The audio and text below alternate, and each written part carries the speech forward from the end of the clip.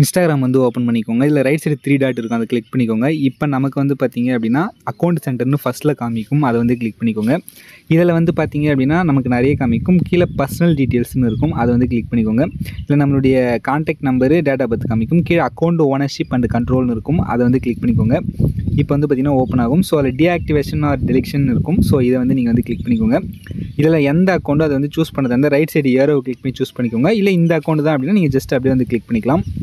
இப்போ கிளிக் பண்ணியாச்சு. இப்போ ஃபஸ்ட்டு டீஆக்டிவேட் பண்ணுறது வேணால் செலக்ட் பண்ணிக்கோங்க. செகண்ட் வந்து டெலிட் பண்ணுறது, நான் அக்கௌண்ட்டை டெலிட் பண்ண போகிறேன். ஸோ டெலிட் வந்து பார்த்திங்கன்னா கொடுத்துட்றேன். இப்போ கண்டினியூ வந்து கொடுத்துடலாம்.